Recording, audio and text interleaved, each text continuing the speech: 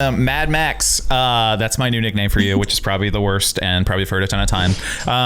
Let's just start with a lighthearted question, because this podcast could definitely go the opposite of lighthearted, dark-hearted. I don't know. It could get deep.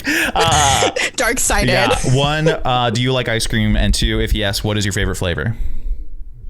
Oh, yeah. I love ice cream, particularly like bougie Brooklyn ice cream. And my favorite right now is Earl Grey. Oh my gosh. That is such a Brooklyn thing to be like, I like ice cream that tastes like crappy tea, you know? Well, that is subjective. Yeah. I'd be like, what's your favorite, piece of fashion, And people would be like, my black pea coat. Okay. Yeah. Be like this. Yeah, pretty much. Yeah. Pretty accurate. Yeah, I would say my black leather jacket, but it's close enough. That's fair. Yeah. My Live Strong bracelet from 2004. Okay. I was way too young for that. Yeah, totally. I barely remember that. Yeah. You're like, what is cycling? Who's even on these bikes? How can you go somewhere on a Peloton? What is happening? Yeah. I don't understand that. I love it. Well, I appreciate you letting me practice my bad comedy routine on you. No. Anytime. Yeah. I'm starved for comedy these days, so I'll laugh at anything. Yeah, we'll have to. I always think like having a podcast, and like we have a developing Facebook group where we people can come join. We do free workshops and stuff like that. But it's like that's the only part, ironically, where I feel like I have quote unquote a platform. It's a very tiny platform. It's very tiny, but versus like my photography company. But my photography company, I'll feel comfortable doing anything. Like now, it's whatever. But only in the education space am I like, okay, I don't want to be too ranty. But part of me, like I don't drink, but if I had drank enough and you got me to like, Adam, what really pisses you off in the wedding industry? It would be the greatest conversation ever. But I'd probably get canceled or something. Adam, someday we can have that conversation together. Yeah. I won't cancel you. Okay, I love it. Yeah, most people would agree, I feel like, but it's again, every story has like a personal example. So there are certain things that are people related, but again, as we talked about pre-show, I haven't burned those bridges. There's just certain things that annoy me, and I'm happy to share those. Totally. So we all have our pet peeves. Yeah, no, totally. Yeah. Mine is like a zoo's worth. No, which has to do more with me than anybody else. Awesome. Well, yeah, enough banter. I feel like for the year for 2021, and I agree.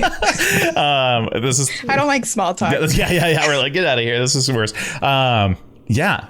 Max Pittman finally on. I heard about you a few years ago when I was at a workshop, and you were the studio manager, I think would be the title, but you can correct me if I'm wrong, for a group of photographers in New York.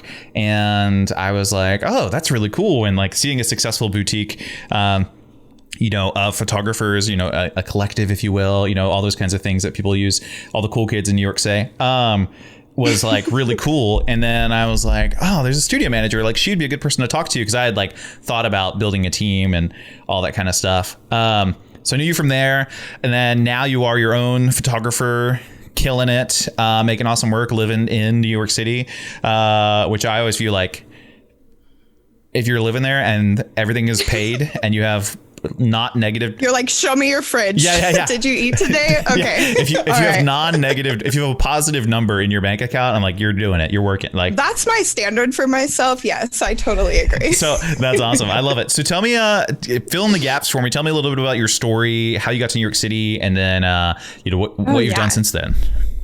This is a fun story. So about 5 years ago, I was living abroad and finishing my school journey. Where at? Do you feel comfortable saying? I went to photo school in Norway for a year, and then I taught English in China for a while. What? I wasn't quite sure what I wanted to do. Sure.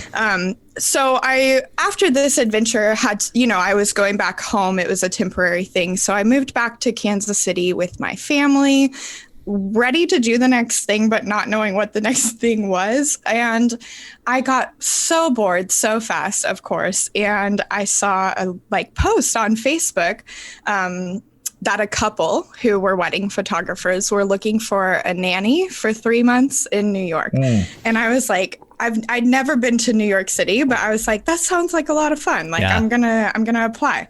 So I got hired that night, and I flew to New York City a couple months later. And the day I moved there was here. It's the first time I'd ever been here. Wow.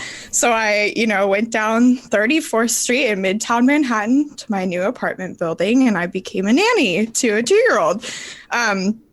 So yeah, I nannied this baby, and I stayed with this family, and I continued living with them, got my job extended, and then eventually was promoted from nanny and personal assistant to being basically the business assistant and the studio manager.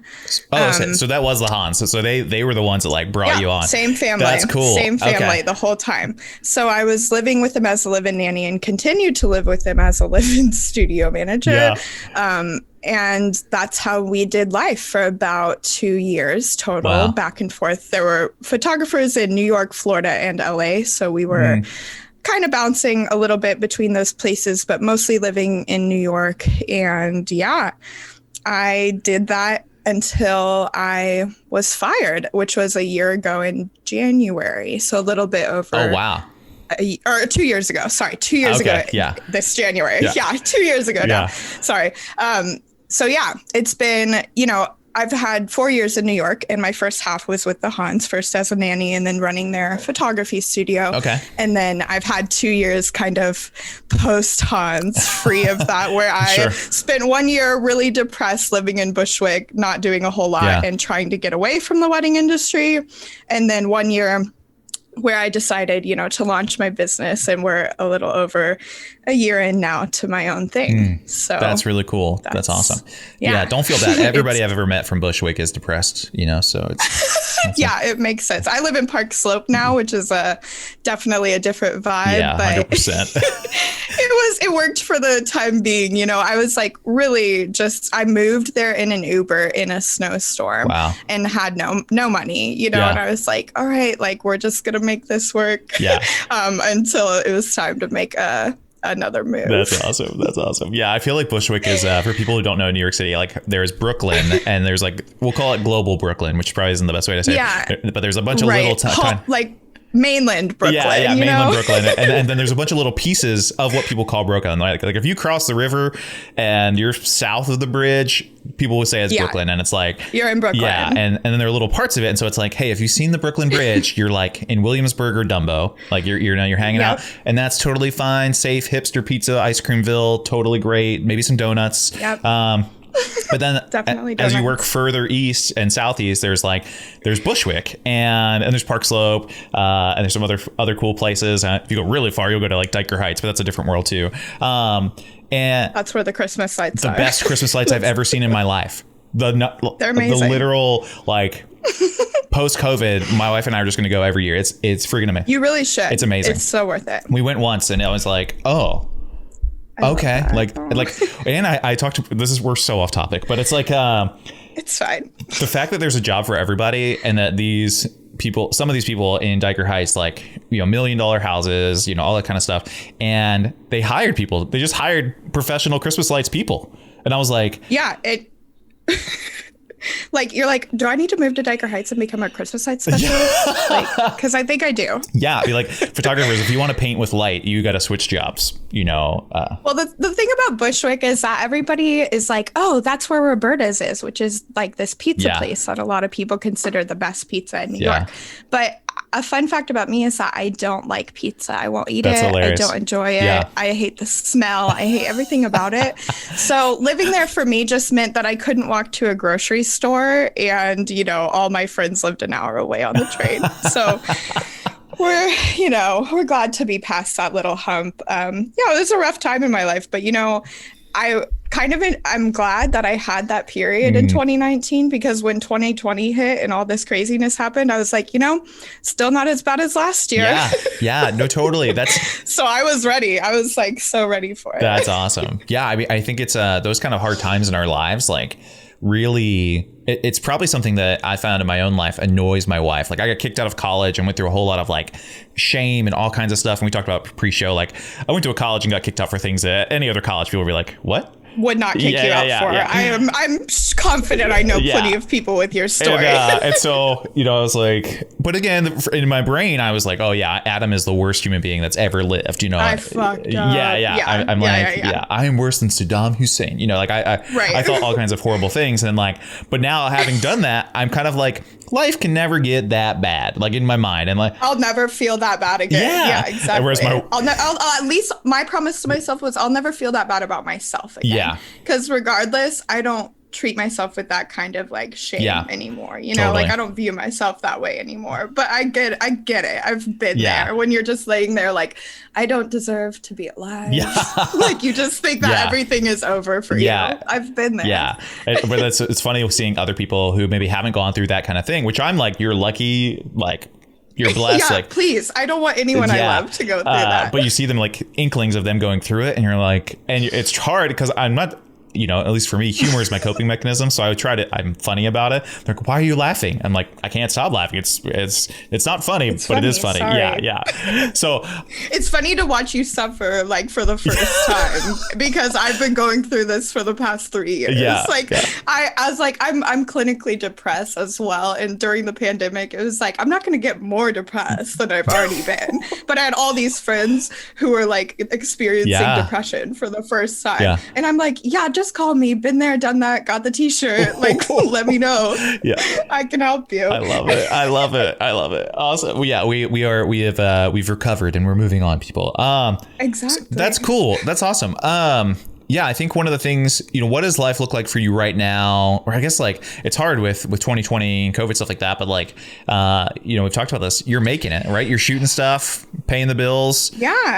I'm busy actually, which feels crazy to say, but well, I want to start by celebrating the fact that I got vaccinated on Monday. That's amazing. I'm so thankful. My friend Amber Marlowe, who's a fellow photographer in Brooklyn, scooped me up in her car and we stood in line outside for 6 hours waiting for a vaccine. Like it was freezing and she's 9 months pregnant. It was like truly crazy, but we both got vaccinated. I have a comorbidity, so I was able to qualify here in New York. So I feel like this week more hopeful than I have in a really long time. That's awesome.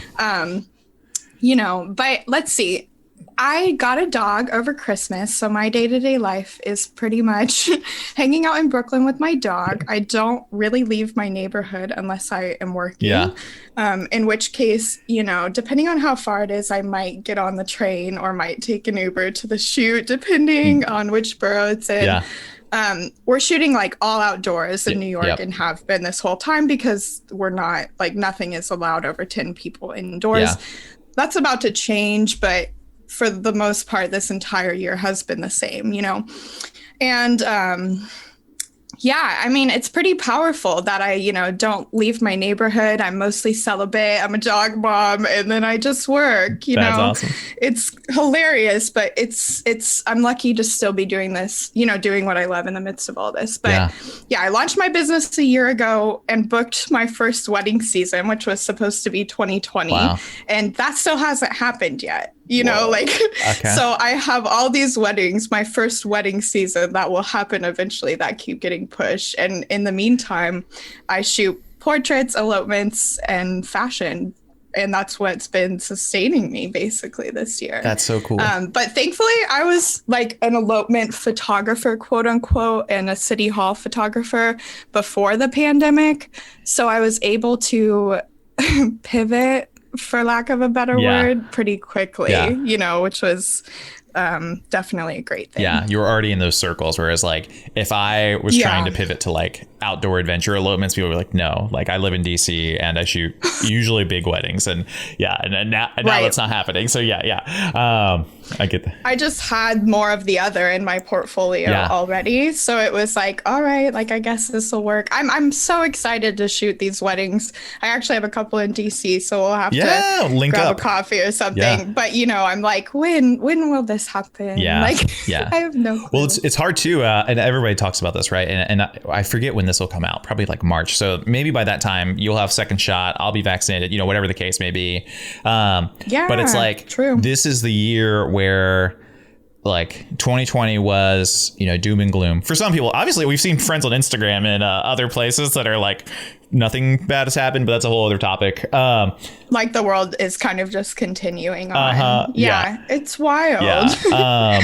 But like, it's hard to gauge, like this ironically Engage Summits just launched their like little thing, and I've never been, so part of me just wanted to go, just be like, okay, right. I don't consider myself a like real luxury wedding vendor, but like friends are teaching, it seems cool, and a business expense to travel. Like I'm very basic, and I'm like, okay, go, that sounds cool. I'm an extrovert. And it's ironic because it's like they schedule them towards the end of the year in person. And so I'm like, okay, these guys are pretty optimistic right now. Like, okay, all right.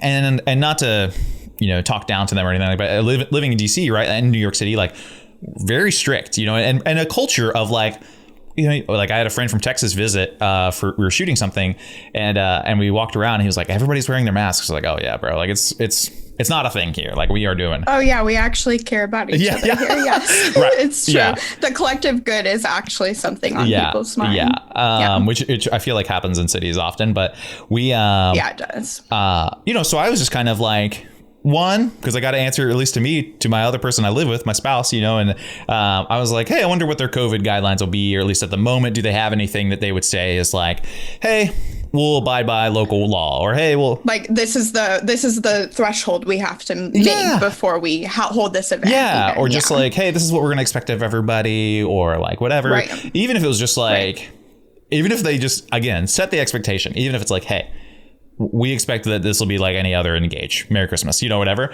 And I was like, and I didn't find any of that.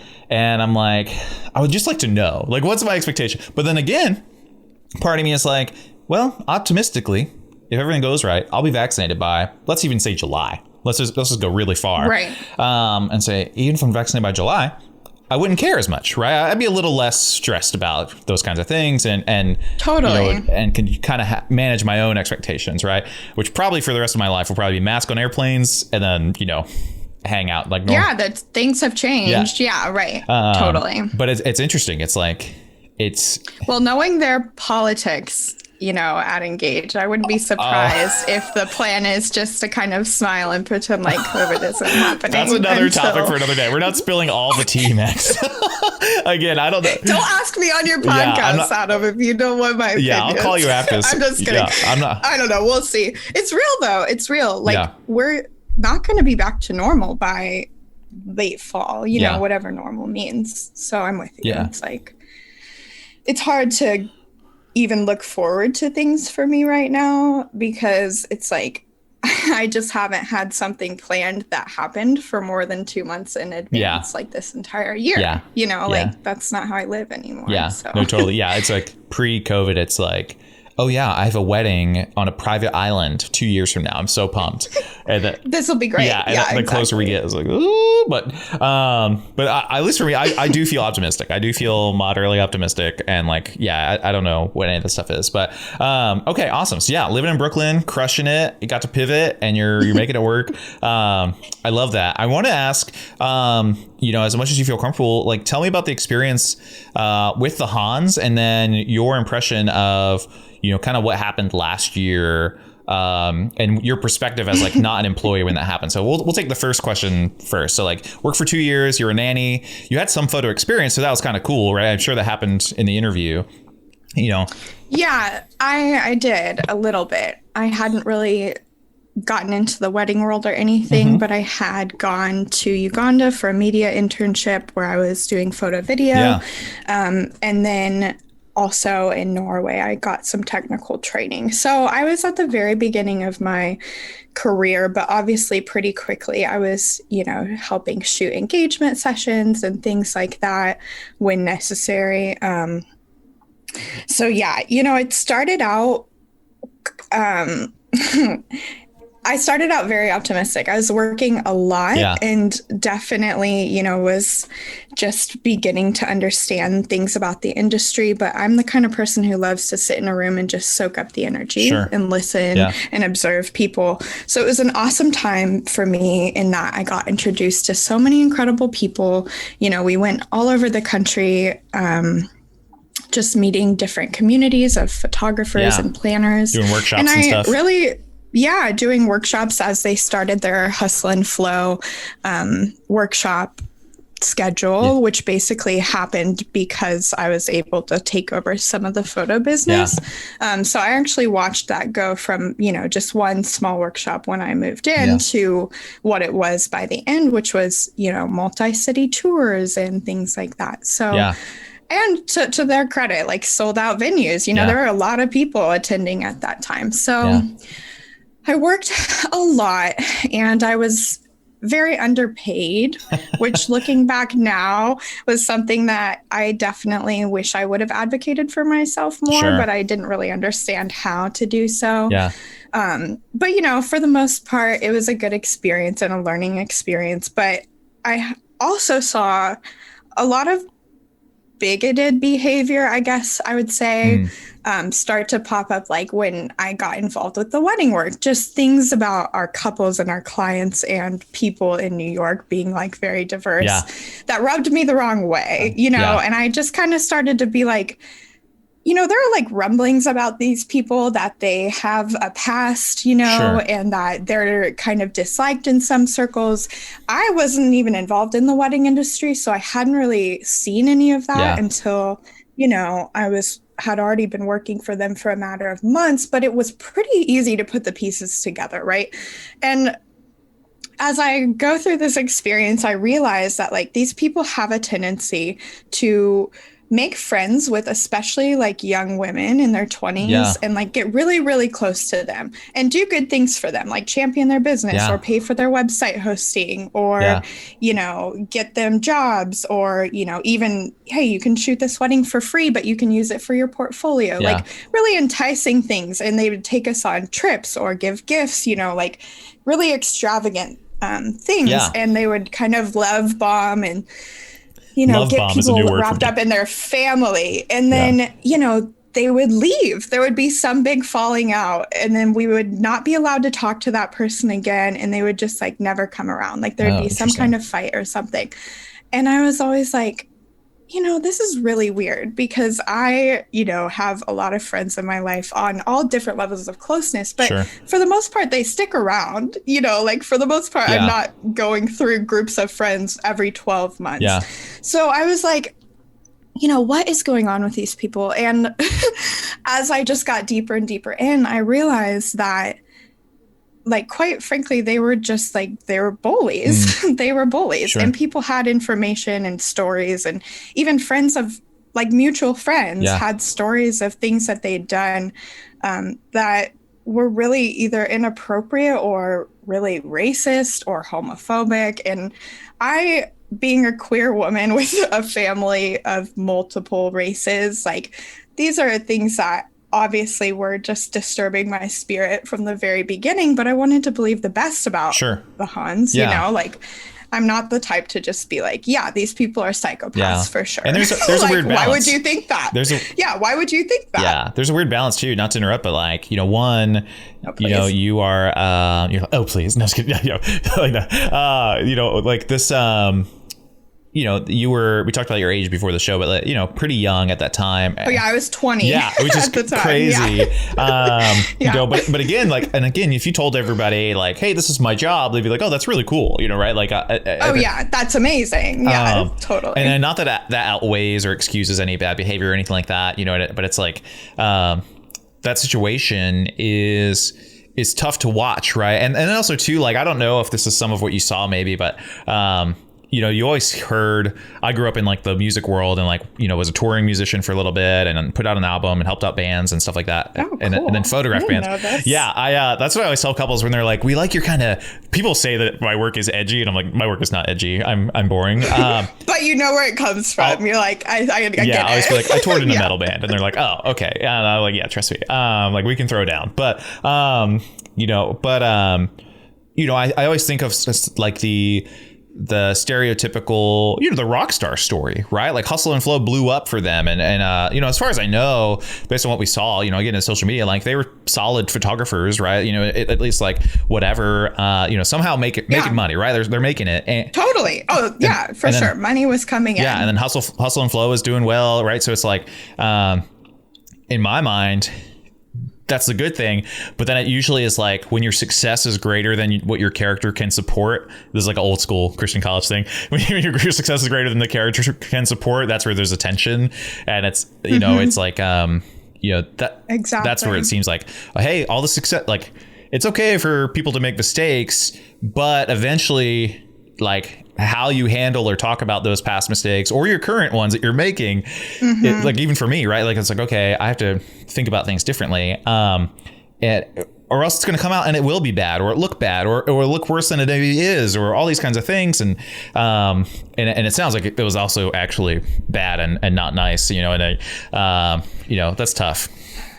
I think that's a great way to put it. It's like, you want to always believe that people can grow, change, evolve. And as I was with them, I was encouraging new things for them. Like, let's go to therapy, like let's, with a little emotional intelligence I had, I tried to pass on. And I actually had moments where I was like, oh, these people are really open to changing their mind. They were just raised in an environment that was really bigoted or, really religious or whatever. Yeah.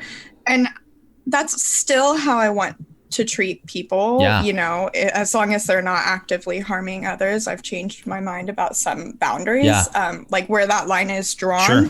But as they got more and more successful, because those problems weren't healed, they were only aggravated. Sure. And they were only getting worse and more frequent and with closer friends and people that, it was like, this is not inconsequential. Like by cutting this person off, you're harming all their other friends in the group. And by making them choose sides, like just really unhealthy behavior, even down to the most minute details of life, So the big things were really big and the small things were stressful. And it was like, something just is not really adding up here. Yeah. And by the time I was fired, like when that happened, I very much said, I believe it was time for me to lose my job. Like I wasn't functioning on a healthy level at all. Sure. Like I'd lost a lot of weight. I was working way too much. I was underpaid to the point where I didn't have the option of moving out. Like I was stuck with them in their apartment, trapped. But I was, they were controlling who I saw and like when I left the apartment and if I had days off, which I usually didn't, and they were tracking my phone, and just like all these things that were really, really overbearing. And I just shut down eventually. I was like, I cannot. So the straw that broke the camel's back was I was like days late on sending a proposal out to this planner for a wedding that I was going to have to manage in California. And I was just like, as these people get busier and busier, like they're leaving me to run this photography business with not enough money to support myself. Yeah. And we're only getting busier and busier. Yeah. And I just lost it. I just broke down. Yeah. So they fired me. It was dramatic, but fine. I was like, that's okay. They did it in a kind enough way where I was like, we can move on from this and everything will be okay. Yeah. And then they basically just melted down after that and started telling people things like that I stole $100,000 from them. And that's why I was fired. What? Or like just anything they could come up with, basically. And, behind the scenes were like trying to manipulate me into getting lunch with them while they were, just the week before I'd had pages of text messages calling me just terrible names and saying that I would never be trusted to do anything again. What? And thought I was, a failure and, I slept around, just anything they could think of, sure. Literally, to defame my character. Yeah. And I was like, you were talking about earlier, this was the moment where I was like, I just feel so much shame, I feel so broken. And I feel like I know I needed to quit or to be fired. Yeah. Like I knew I needed to get out of that situation, but I didn't know how. So the only thing I knew how to do was to shut down. So I had this additional layer of like, are you even capable of running a business? All of those things were going through my head, like when this happened. Yeah. And, when all of a sudden people are trying to assault your character at the same time, it's like, I just was like, I'm never going to work again. Yeah. Like, no one's ever going to want to be associated with me again. You know, it was traumatic. But because of that, I started talking to people. Yeah. And I started realizing just how many people had a story about the Hans, you know, and something that they had done or what had gone wrong. And, you know, long story short, I basically kept my mouth shut and just my head down and kept working for a year and a half until this past summer, when, you know, there were some hypocritical actions going on where they were really putting down other photographers who they felt like weren't speaking up about the Black Lives Matter movement publicly, and like publicly shaming them for that. I'm friends with all those people. Of our, exactly. I'm friends with many of them too. And, you know, at the same time, like one of my great friends, Jay and Jaquela Rivers, who are also photographers, who are also Black, they had stories, like personal stories of Brittany and John, like completely, you know, acting in a racist way towards them that had never been rectified. And we were all just like, what are you doing? What are you doing? Like, this is insane. And I finally had just kind of had it, you know, I was like, I'm so tired of people being silenced, you know, like I want to elevate my friends' voices in this situation and say like, hey, we don't think this is okay. And I just knew I'm probably the only person close enough to the situation who could talk about it. So I drank a glass of wine and I wrote a Facebook post and I spent, you know, the next 2 weeks of my life basically answering comments and DMs and emails and everything else from people who had stories, you know, horrifying stories to share. So that basically shut down their photo business last year. And that's sort of where we are. And sorry to interrupt. Sorry. But like, no, it's okay. That was kind of long-winded. No, please. I want you. But I was going to say too, that also was like in conjunction with like this video, right? That there was like, they released the video before the post where they tried to apologize. It was an apology video. They tried to apologize. It was like 30 minutes long, very like YouTube apology style video.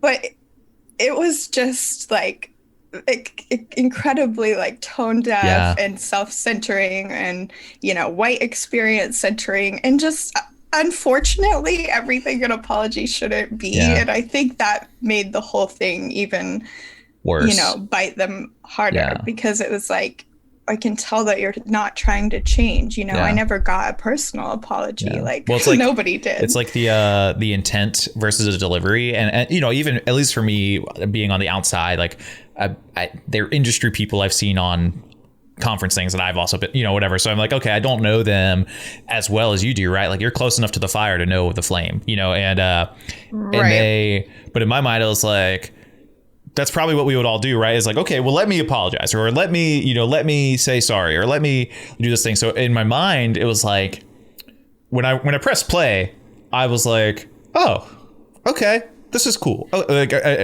in my mind, I was like, they're about to say sorry. In the Christian world, we would say this is about to be a come to Jesus moment, which we all the more of them we have with ourselves, the better we are as humans. Sometimes, not actually. We all need those. Just the type of meeting. You don't actually have to come to Jesus per se, but oh right, I don't come to Jesus anymore, but I still have lots of come to Jesus moments. Totally, yeah. If that makes sense, yeah. Like we just you know. Now I want to go off topic. Just like I know. I we just need the refiner's fire. Okay, we just need the baptize. And so, you know, like in my mind, I was like, okay, cool, like whatever. And I was on the fence, right? Because I was like hearing rumblings and, you know, and I was also one of those people that was like in this weird tension where there's always more I could be doing to be anti-racist in my own life, my public life, all that kind of stuff. And this is not to give me any credit, but it was like, my wife and I moved to DC, Chocolate City, to serve the least, last, and the lost, like a underserved community. And so like not that we are scapegoat or not that we are exempt from any doing more, but I was like, guys, this is where we moved here for this reason, you know, like I wanted to serve, you know, and so like we live across the river. We and it was like one of those things where I was like, again, I'm like excited, but I was almost like, hey, I'm actually not going to be as public as I, as I'm not going to hit their standard. We'll put it that way. I'm not going to hit the Han standard or the other person's standard, who I'm not going to name, but like, I'm not going to hit their standard, even though, and so, but part of me was like, hey, I get this. Like this. No, we can name them. No. It was Catherine Marchand with the post that actually did it. Yeah. Like, to be clear, it was actually not the Hans who did that. Yeah. And you're right. But the thing is, like, who are we as white people to set a certain standard as to what activism looks like? Yeah. Do I believe that every white person in America has an obligation to be anti-racist and to do the work? I do. Yeah. I do believe that. I don't believe everyone is going to do it on Instagram. Sure. And that's the thing. Yeah. Like, I do use my Instagram for that, but I also work in my community in ways that I, would never really have even an inkling to post about online. And if I'm doing that in my little ways, I'm sure that I know so many people who are doing bigger and better things. Sure. You know what I mean? Yeah. Like and it just was like, yes, like the spirit was there, but they missed the mark. Yeah. And it's like, you have to, to quote our beautiful upbringing, like, you have to remove the plank in your own eye before you can remove the speck in your neighbor's. Yeah. Like, you have to deal with your own heart and your own actions and what happens to the people that you harm in this way. Sure. Like, you have to repair that, or at least like seek forgiveness before I feel you have any leg to stand on when it comes to calling out people who you don't know personally. Yeah. You don't know and them. You don't know what they're doing. The grand scheme of things too, and it's like this weird balance, at least in my view. And again, I'm open to anything. I'm like learning and figuring a lot of this stuff out. And 10 years ago, I was not even touching. I didn't know the words emotional intelligence. So like, Max. It's been a journey. Yeah, Max can always give me feedback. I'll put it that way. But like, there, at some level, right? Like the kind of calling out vibe. At least to the other photographers, right, who maybe hadn't said something or didn't want to do it, or like you said, right, who maybe have a private level of what they want to do, or again, my perspective too, for a lot of people, as somebody who's like been in it just for a few years. My wife is more the expert, right? Like, she has 2 master's degrees in like social. She's a smart. Yeah, but like two master's degrees in social work and urban development, right? Like, she knows what's up. She knows the systemic issues at hand here. Yeah, exactly. But I saw, I still feel like I'm kind of new, but I'm like, I'm level 2, if you will, or level 1 or something like that. These are arbitrary. But I was like 1.2. Yeah, I'm like, you're shouting at people who are, let's say that they want to do better, but you're shouting at people who are 0, and you're using, this is a bad analogy, but I'm like, you're using the carrot, or you're using the stick instead of the carrot. And I'm like, what about just inviting people into, that kind of thing? And I know it's like, sometimes we all need to be told what's up, and we need to be smacked us out of the head or whatever, at least as I did as a kid. But it's like, I get, but also there's a different way, and just be like, then like, screw you guys for not doing this. But like, you're not starting off these relationships on the good foot. And these are our work colleagues. Like, we don't have to be friends, but like, we are in the industry. And I think like there's a way to go about it that, like, again, and I even told this, I got like grilled by all these people who I didn't know. And I was like, hey, this is harsh, but true. And they're like, it's not harsh at all. And I was like, it's kind of harsh. It is for me. Yeah. The last thing I'll say too is like, and again, it's one of those things where I've been learning, and I worked in the church world and worked for a celebrity pastor, so like I knew, what was his life like? Like, does he read every YouTube comment from strangers? Like, how much does that matter? Are they right? All those things. And I almost think of like this one couple that you mentioned, right? This black couple, African American couple, whereas I'm like, if their relationship with the Hans was awesome, and they had actually had hey, we messed up privately to them. Some of the stuff I'm like, okay, yeah, that feels better, right? Because I want the private people who know you the most to respect you the most, and then again, like, there's room where like all of us have haters, and you have haters. There's gonna be people after this pod, like, I have haters, right? I'm open to, I welcome that. Yeah. I'm open to talking to any of these people. We can go for pizza in Bushwick, not with Max though. She'll get like a smoothie. I'm not gonna be there, but it's okay. But it's like, what I've learned, at least in my journey, is like, okay, and maybe this also plays into a lot of people's reasons why, like, at least for me, I never post about a lot of the stuff we're doing in the community because I'm afraid that it'll be showy, right? I want the business is like a highlight reel for a luxury industry. I'm like, I don't want to, that felt weird. Right. And some friends are like, hey, you actually can show it because we know your heart or whatever. But again, it's like, I can like have that private conversation or like check in with your homies and be like, hey, I want to apologize, or hey, I want to restore. A great place to start is if there's any Black people in your life who have a problem with you, you should probably go fix that first before you get on Instagram and start shouting about Black Lives Matter. That's the shorter way of what I meant. That's how I feel. Yeah, because if you're a white person who's doing that and you haven't dealt with your own personal issues, it's centering you. Yeah. Yep. And getting you attention. Yeah. And if that's not your intent, if that's, or if that's not the impact, people will see that it's genuine. Yeah.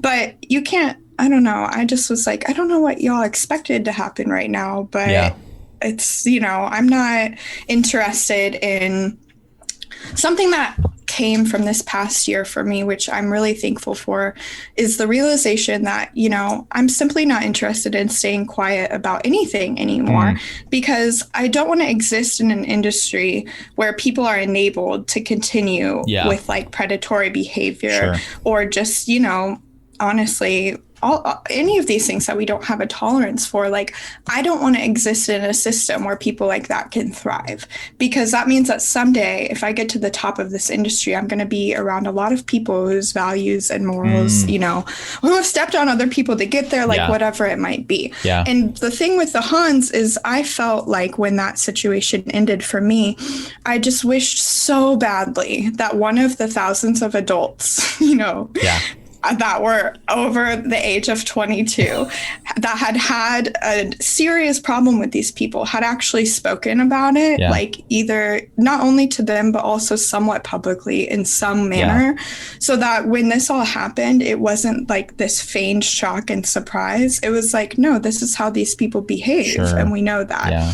So now, like, if I have female friends in the industry who've been like wronged, for example, which happens a little too often, or if I hear of people who are working for free or not being compensated properly for what they're doing for someone, like, I want to be their advocate. And I think that is hard for people sometimes because they don't want to be seen as a social activist. They're not trying to stick their neck out there because they're like, that's not my ministry, like, that's not I'm just friends with everyone. It's like, I don't know. I'm not really interested with being friends with people who perpetuate systems of abuse, even if they are in our industry. Yeah. So if they see me posting about this or speaking out about this and they have a problem with it, that just tells me that those aren't my people. Yeah. And I do believe we have an opportunity, thanks to last year and this year and our industry being dormant, essentially, like, for us to really kind of examine like the bones of our systems and ask, like, why are our tables so predominantly white? Why are some, even in the wedding industry, there's segments of it that are predominantly male. And it's like, we should probably think about that. Yeah. There's just a lot that I think we have a chance to really dig into, root out, and talk about. And I'm not perfect. I don't know what I'm doing half the time. I'm really on this, like, education journey with everyone else. I have 3 brothers adopted from Uganda, Africa. So I've been lucky enough to live my life with a little bit of a deeper understanding of what the Black experience in America is like. But that doesn't make me automatically anti-racist. Yeah. It doesn't automatically make me free, of any wrongdoing and or even of perpetuating systems that I say I'm uninterested in as a cisgender white female. Like, I still have so much privilege. Yeah. And I think about that all the time in Brooklyn, because it's like, I am a gentrifier, and that's something that I have to live with while I go out and protest. Yeah. Totally. There's layers, there's levels to this. Yeah, no, totally. Yeah. It's, no, I think about that all the time. My wife and I, like, bought our house in DC after living here for 8 years or whatever. And it's like, okay, how does this work? And like, those are things that we're learning. They're big questions to wrestle 100%, with. 100%. Yeah. I think they really are. Yeah. It's a weird situation. And it's like, I think something that I've seen, I know in my own life, is it's kind of what we're talking about, you know, and this is not just Hans, but this is anybody, you know, and like the using our business as a platform and being activists for what we believe. And I think the real thing is like, we already are activists, but what we believe is easy to sell, you know, and like, hey, like, do you really believe in love? Do you really believe in togetherness? Do you really believe in family? Or do you believe in, you know, whatever we're sharing about? Do you really believe that like one of the things I've over the last few years have just been like, love in general in its purest form is like, it's the most powerful thing in the world. Like that's something I'm believing right now. And that's like, and I get to see that and I get to photograph that and I get to share that. And it looks so different than what I thought it looked like growing up, but it's so cool. And like, for me, I have this like natural curiosity, thankfully, because I've had like I've cheated the system. Like my wife has been an ambassador to answer all my dumb questions first, right? Like I haven't had. It's a filter. 100%. I haven't had to text my black friends and be like, hey, how you doing? Like I haven't had to do. Could you do this emotional labor for me? Real exactly. quick? Yeah. And they appreciate that. And it's like, you know, but it's I would like to see more people speak up about what I consider obvious stuff, right? Like, and I think like the human rights violations would be like a great place to start. Yeah, I mean, again, like that's where again, like cis white large male, me giving a little bit or sharing a little bit takes nothing from me, but adds so much to everybody else. It adds so much to the beauty, and exactly. And it's not to credit myself, but it, like I always think about that. But it's really real. Yeah, it's really real. Like I mean, I talked to, you know, a male photographer I know just this week, a straight white male in the industry who there's a few of us. Has some pull, has some power. Yeah. And, you know, I said, hey, you know, this person keeps getting opportunities in the New York Times and this, you know, by writers that, you know, to speak his mind. And he's someone that I know to be an abuser. And I could write this email and I could talk to this writer and explain the situation. And they might listen to me or they might blow me off. But you, being someone who is a friend of theirs and known in the industry, who has influence and has power, coming from you, actual change could happen. So I'm not afraid to hold people's feet to the fire a little bit and say like, hey, I could do this and I'm willing to do it, but you have a lot more influence than I do. Or you just have the benefit of having been around for 10 years. Or you have the benefit, like you said, of being in a position where nothing you say will ever take away opportunities from you. Like, unless your entire client list is Trump voters, like you're going to be fine. So it's always this thing of like, when you see the people in our industry who have, you know, have already existed in these spaces as someone who's looked over, you know, or invalidated, and they're still the ones putting their neck out there, like they are the ones who have things to lose by speaking out about this stuff. Because a Black photographer speaking out about the mistreatment of Black people is going to encounter like a lot more blowback to that than even a white person would, because we're kind of able to compartmentalize and be like, yeah, I can still hire that person. Like we just don't have to go there. And those are the things that I think are important to talk about. And I never want to be a person who's out here like, cancel everyone. Like straight men should not exist. Like, that's not me. That's not my heart. Like, but I do think that, you know, making the world and our world as photographers like a more equitable place is only going to benefit all of us. No, totally. It's only going to benefit all of us. No, totally. I mean, I think it's like, this is, you know, it's just two photographers talking on a podcast that not that many people listen to, but it's like, it is going very well.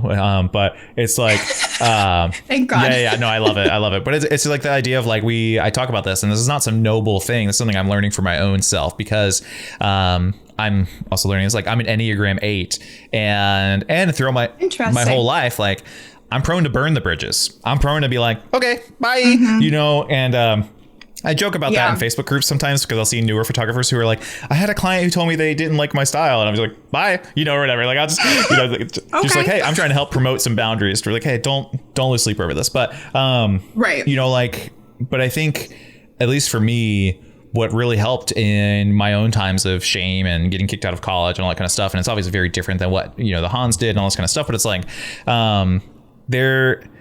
again, like, are you interested in restoring the dark and the bad parts of yourself, you know? And I think, like, you know, again, to use another like Christianese word, but it's like there's a difference between somebody who did some bad stuff in the past and is repentant about that, and they're like, yeah, it sucked, I was awful, you know, I was, you know, really bad. We've all done something awful, yeah, you know, like, yeah. You know, and it's you know, I think like there's a difference between that, and it's like, do you have a soft heart that is able to be molded, or to take criticism or whatever, and or are you like, no, like, this is, I'm ready to burn this bridge, you know, or whatever, and ready to like just shut this down. And again, like we kind of mentioned, like outside of like abusive behavior, you know, physical harm or something like that, like, you know, those conversations need to happen, you know, or could happen or whatever, you know, and like, yeah, I don't know. I think it's yeah, again, yeah, like we talked about, like the obvious things are easy to root for, man. Like, hey, it's very easy to be like, I wouldn't even have to expect, like, the bar is so low, you know, or like, oh, it's on the ground. Like, it's on the ground. We told, we've been, this is like kind of personal, but we've been going through some family stuff. My wife and I, both with our separate families, and, but like, we live in DC, and for perspective, you will know this well. I live as far as Bushwick is to Times Square as we are to the Capitol. Like, that's how far we are. So far enough, but close enough to be like, I'm a New Yorker. Like, this is a big deal. Still in your city, right? Exactly. And January 6th happens, and we're kind of freaking out. We're like, what in the world is happening? And that's how we all were feeling. Yeah, I appreciate that. So we saw people post, and some people were sharing, and then I saw some other friends. And again, I follow these people too, hear perspective, but I follow some photographers and creatives who they're like, you know, they were like, does it always feel like I have to share something when something happens? And part of me was like, listen, people tried to form a coup in your government and replace electors in a violent fashion, and kill people. Yeah, and kill people. And I was kind of like, hey, this is an easy win. Here's an easy win. Oh my gosh, that's crazy. I'm so sorry that happened. This shouldn't be. Oh my God, that's crazy. This shouldn't be happening. That's an easy win for you. You don't even have to get into crazy stuff. Like, hey, like, should or should this not be happening? You know, whatever.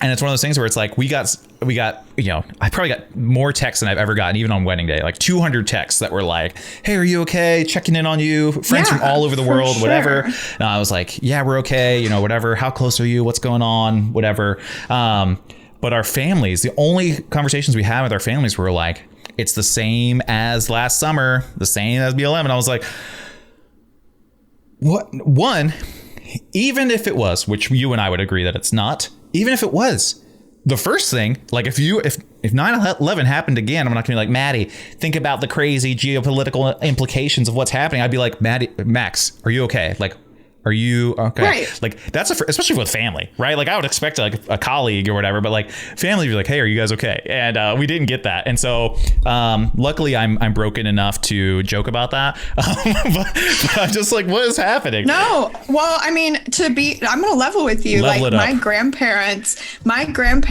are unrecognizable thanks to Q and the Trumpism of the past few years, to the point where they went on a bus. My grandparents, okay, they're in their 70s. Wow. They went with their church group from Missouri in a bus to the Capitol on January 6th. Wow. And they were not inside the Capitol during COVID, obviously. Yeah. They're elderly, but they were there. Yeah. And, you know, it's so hurtful, you know, to talk to family and be like, it would be so easy for you to just stay home. You know, it'd be so easy for you to just like listen to your grandkids. Yeah. And, you know, I've had like 3 people in our family have come out this year, myself included. Yeah. And it's like, it just feels like they keep trying. Well, they view us as the enemy now, you know, because of all this Q stuff. So it's hard to even reckon with it, really, because there's just no basis in reality anymore. Yeah. But I mean, I'm like, I feel the same way about my same life. Like, I'm not going to see my grandparents until they make some changes because, like, simply not the company that I want to be in, but it's heartbreaking, you know. Totally. And this whole year has just been this, like, a calendar year, you know, year plus has just been this time of reckoning for so many people. And this situation made me reckon with myself, because I was like, this is where you have, like, when it's family, that's kind of where you have to see hard, like, how strong are my beliefs actually about this? Like, how do I really feel about people who are at the Capitol? Obviously, my mind was pretty much made up, but it's difficult. It's really not easy. And, you know, I think when people are like, oh, I just wish we didn't have to talk about politics or whatever, it's like, I mean, I do too. But the fact that I have enough privilege to not really have to talk about politics tells me that I should be the person doing it, and be like, it's not politics anymore. It's personal. It's family. It's, you know, people feeling safe at their own dinner tables. Like, the things that Trumpism did to America were so harmful. It's like you said, like, this is an easy win, my friends. This is an easy win. Yeah, totally. You know, can I ask you a question? Sure. Okay. I was going to ask you, being someone who's still involved in the church, and me being an evangelical child who is queer now, and, you know, in the wedding world, how do you reckon, you know, not necessarily your personal faith, because I'm pretty sure I know how you feel about this, but like your church life with, you know, the LGBTQ community and shooting weddings and things like that. Have you ever experienced like kind of a pull between those two things? Yes. Because I have. Yeah, no, absolutely, man. This episode is going to go off the rails, but I love it. And I think too, like, my whole goal when I first started the show was like, I want to talk about the things that nobody else wants to talk about. And there is zero photography podcast talking about this. So what's up, everybody, if you're still listening? You know, again, that just shows that like humor and confidence are my coping mechanisms for vulnerability, which I'm about to be. So, so personally, I'm not really involved in the church any longer. You know, personally, whatever, we left probably 2.5 years ago. What was probably my favorite church was a church that I worked for and served at. It was again, this is like probably another 8 thing. It was the first church that I was sold out for personally. And we saw some stuff where things we weren't happy with. And I would still, in a gentle, nice way, I'd say, like, overarching, like, the ideas and everything that they had, I was like pretty supportive of. You know, when I worked there, I actually came through some of these tense times where, and I've walked through this with a lot of my mentees as well, who are Christian and they want to serve and they have a similar heart to me, where like it's very basic. And I say this is like the least, last, and the lost. And it's not to degrade anybody, but it's like, if you're one of those 3, we want to serve you. And I think, and this is just going to be my perspective for myself and kind of for everybody who's wrestling with something like that was, and it's if you want to serve, or if you feel this tension to where you're like, okay, do I really love everybody if I'm not going to serve these people? You know, which I think is a, you know, good question to ask, and critical thinking is important. So for me, critical thinking is key. Willingness to be wrong. And in the Christian world too, they call this deconstructionism, right? So you've built this house and maybe other people built this for you, or maybe the systems that you grew up in and the houses that you grew up in built this thing for you. And they say, hey, this is how things go. This is what it looks like. And as a guy with a theology degree, I know that it's like, oh yeah, this is the thing. Okay. Yeah. Like we're attracted to this thing or whatever. And again, to the rest of the world, if somebody sold you faith in probably from any religion, but at least Christian faith, and at least in American ways, the house looks good overall. The house is very attractive. Like, hey, it's luxury. You're welcome here. You matter. We care. We serve. If it wasn't for the Bible, the printing press would have been delayed. All these kinds of things. We have a great coffee shop and mini trained baristas. Yeah. So there's the other thing. At least the megachurch culture for sure. So again, it's like there's it. But I think for you and I, that tension is that the inside doesn't match the outside. And so for me, I got to the point where I needed to just pull everything away. And I'll get to the actual answer to your question in a section. So it's okay. This is so interesting to me. It's my favorite thing to talk about. We can be real friends after this and we can talk about this all the time. Okay. But we outdoor pizza in DC, but not pizza, just kidding. Outdoor smoothies, matcha, Earl Grey ice cream. So I had to pull these things away and pull different pieces. And you basically say like, oh, what is my view on this? And again, like, I had a degree in this. I had these conversations. I was ready to debate with anybody, right? Like most cis white dudes who think they're smart, like, and aren't, like, we're ready to debate. We love a devil's advocate. Yeah. We're ready to debate all the time, you know?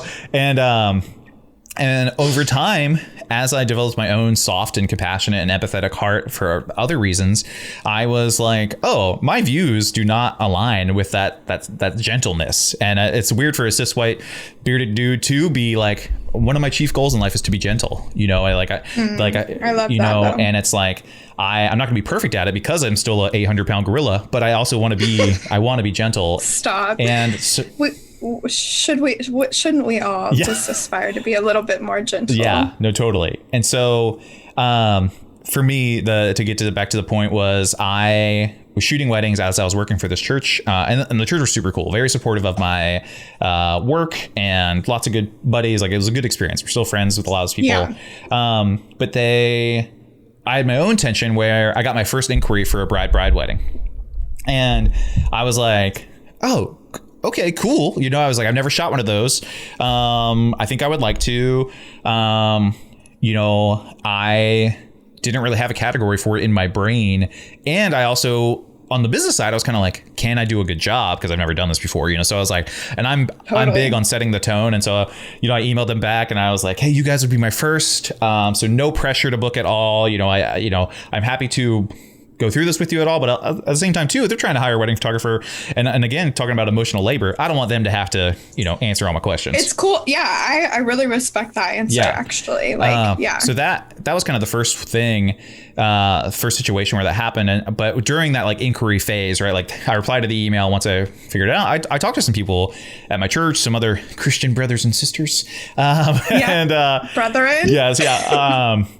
And kind of pinged them and I said, hey, what do you think about this? And, you know, because, and again, so many people who are still listening, like in the Christian world, we do not shoot weddings. Any wedding photographer in the world, if you're like a moderately traditional evangelical in the States, most likely, if you're a wedding photographer, you're serving people who have sinned and are actively sinning, you know, according to your beliefs. Yeah, according to the beliefs. Yeah. Because that would be living together before marriage, drinking, you know, having sex before marriage, drinking, arguably having tattoos and an array of other things. Totally. All this stuff, you know, depending on how if you are ever divorced. Yep. 100%. You know, like, like your divorced parents are showing up like, oh, I don't know about this, you know, I don't know. There's all these things. Right. And so that's the tension, right, that a lot of people come up with. And so for me, I questioned, I was like, how do I reconcile those things, right? Like if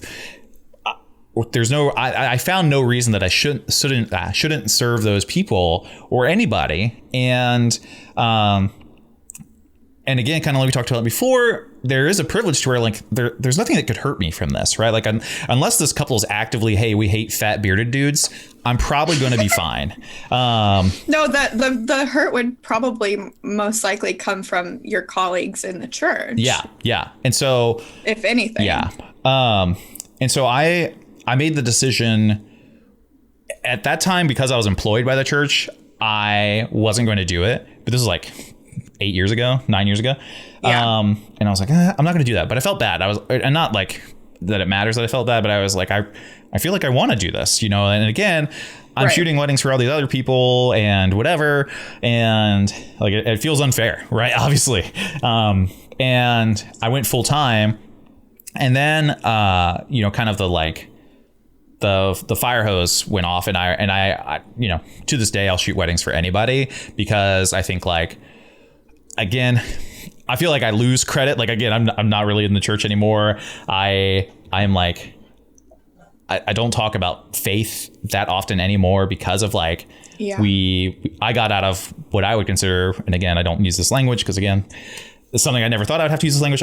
My relationship with my past church was what most people would consider an abusive relationship, similar to you and the Hans, which is, we're bringing this full circle now, which is where like you feel like you need to be in there and you need to stay, but you probably shouldn't. But they know you need to stay. Yeah. You know the ship has sailed. Yeah. And you're stuck. Yeah. And they're using their enticing thing. I know a lot of people from churches with the exact same story, actually. So many, actually. Yeah.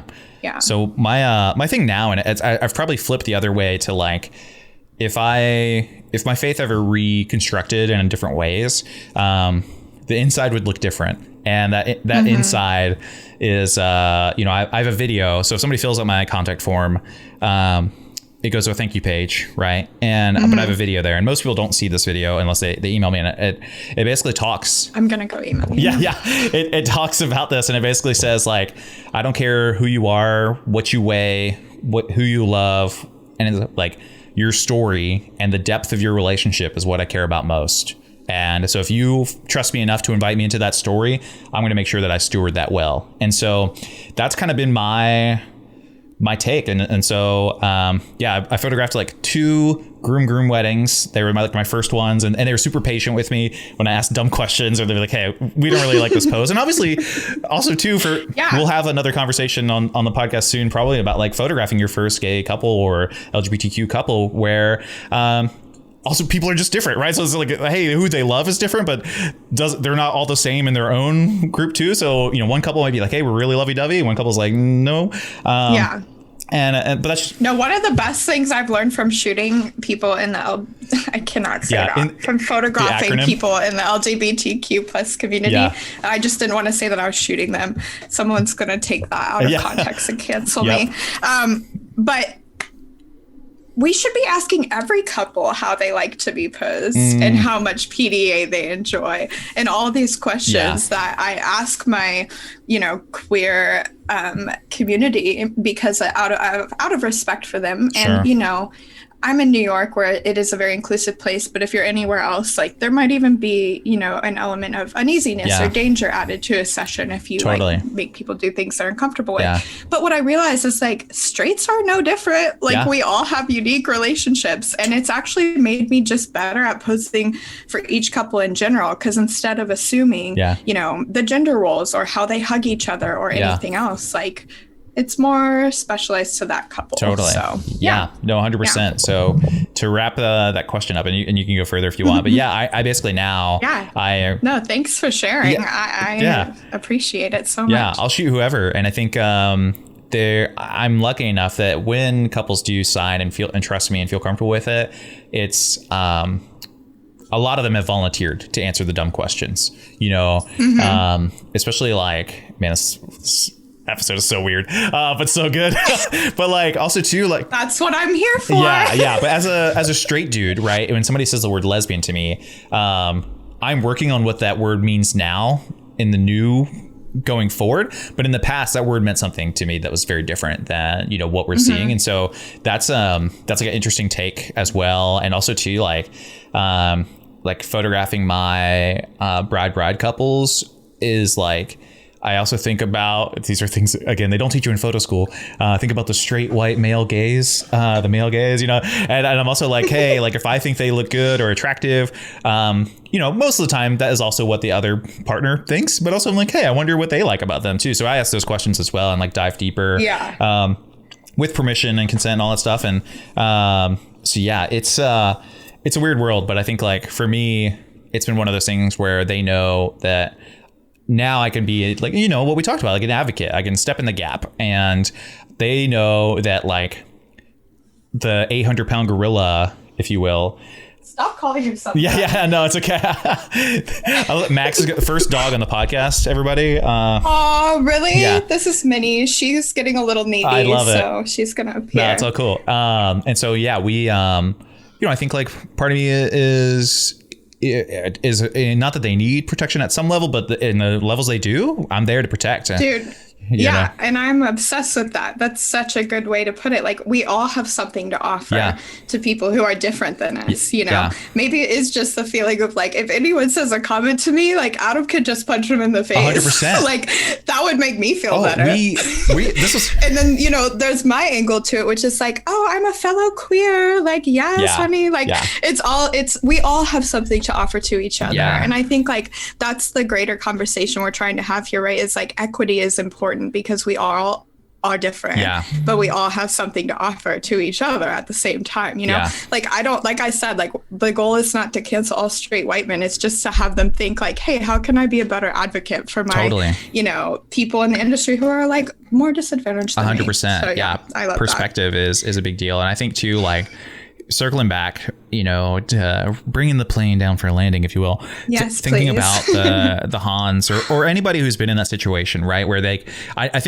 I assume that they would answer that they messed up or did some things wrong or whatever. Like I assume if they had a real conversation, I'm optimistic that they would at least acknowledge that they did bad things, right? Which is not enough, but I think they would do that. And I think like going back, for anybody else who's in a similar situation or goes like, oh man, maybe that's me, or maybe I've been there, or maybe I'm doing that currently or whatever, is like, I think you have to like own up to the journey that you're on. And I think like, again, people appreciate a non-expert more than an expert, and I think like, and who claims to be an expert. And I think like, that's just the vibe, like just be learning and be growing and be willing to be an advocate, be willing to learn. And I think the last thing that this job has brought so many of us, at least for me, and again, like the privilege of never walking into a situation and thinking I'm going to get hurt.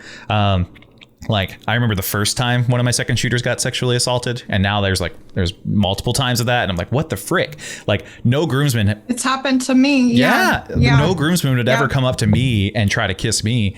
Like that's just not happening. Right. One, I'd be like, at least I hope not. Yeah. One, I'd be like, thank you, sir. And then two, I would beat the crap out of no. But like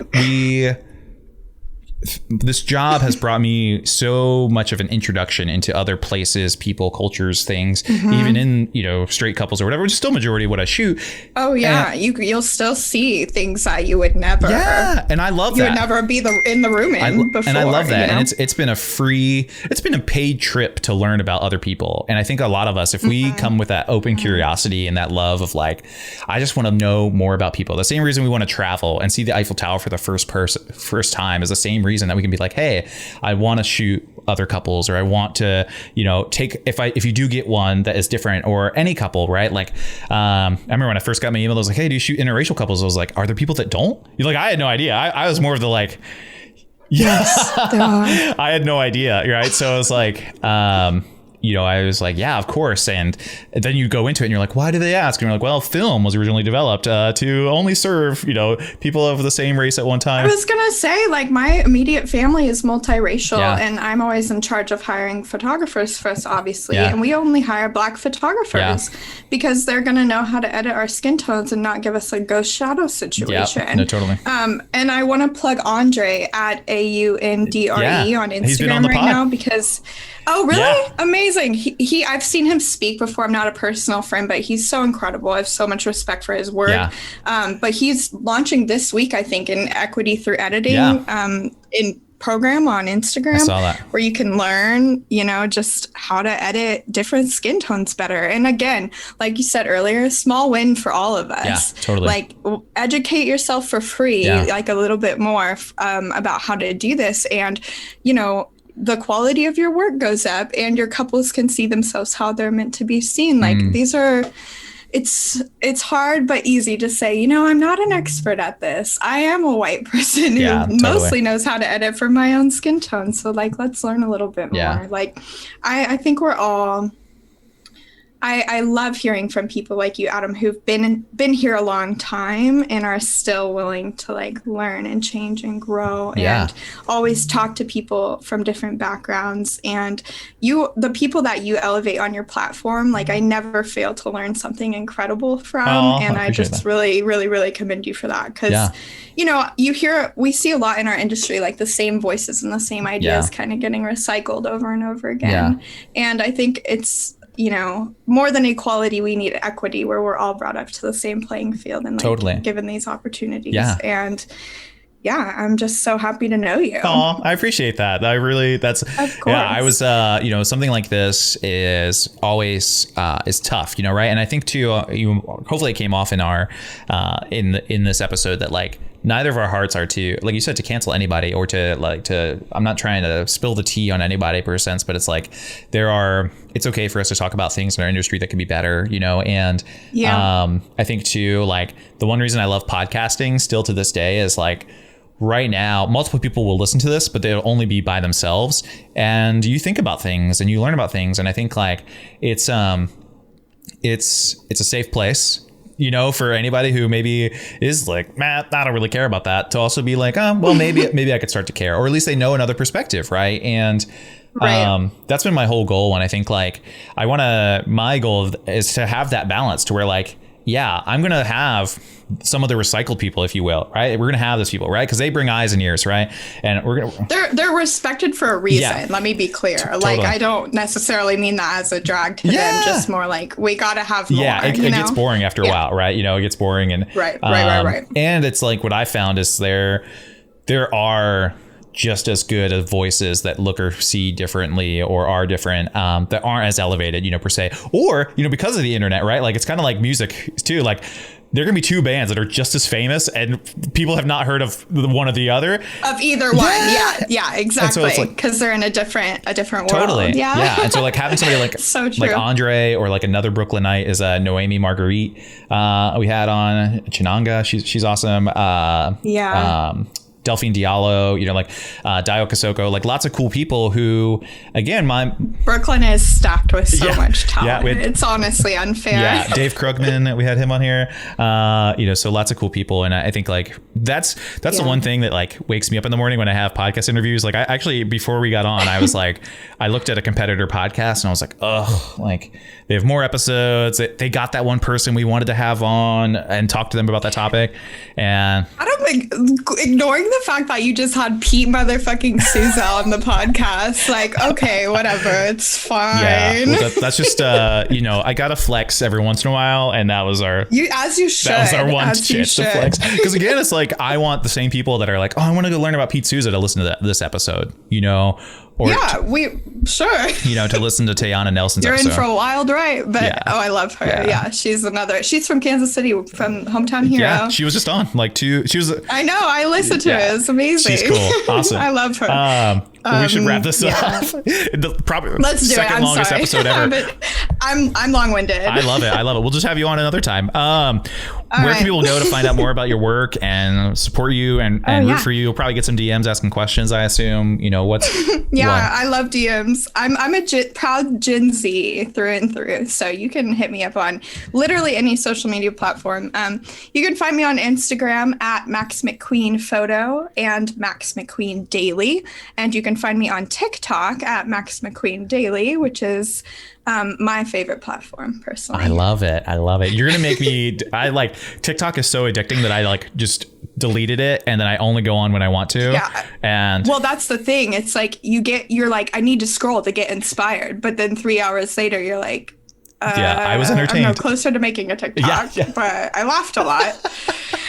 I love it. Awesome. Well, thank you so much, Max. Thank you so much, Adam. You're incredible. I really appreciate your time, and thank you. Can't wait to connect with some of your listeners. Yes. Guys, thank you so much for checking out The Bearded Hog. It really means a lot. If you can, leave a like on the video. If you want to see more videos, subscribe to the channel and hit the bell for notifications on when new videos come out immediately. Have a wonderful day, guys, and keep being awesome.